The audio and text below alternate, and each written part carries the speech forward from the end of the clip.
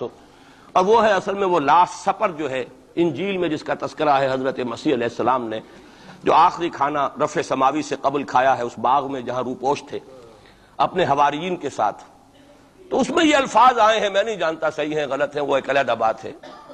کہ آپ نے وہ روٹی توڑی اور کہا کھاؤ، eat and this is my flesh, یہ میرا گوشت ہے کھاؤ. اور اس کو کہتے ہیں وائن، کوئی مشروب ہوگا جو بھی ہوگا، ڈالا کہ پیو، drink and this is my blood. میرا احساس ہمیشہ یہ رہا ہے. اس کے بعد کچھ ماند پڑ گیا جب یہاں مسلمان نے یہاں مارا ہے اور کچلا ہے اور زندہ آگ میں جلایا ہے، پھر بات ختم ہو گئی، میرے دل کے اوپر سے وہ احساس ختم ہو گیا. وہاں ہندو کے ہاتھوں جب مسلمان کے ساتھ یہ کچھ ہوتا تھا تو پھر جب میں کھانا کھاتا تھا محسوس کرتا تھا کہ میں ہندوستانی مسلمان کا گوشت کھا رہا ہوں اور ہندوستانی مسلمان کا خون پی رہا ہوں. یہ ہمیں عیش جو یہاں حاصل ہیں، جو آرام حاصل ہے، جو ہمیں یہاں پر سہولتیں حاصل ہیں، جو معاشی اس کی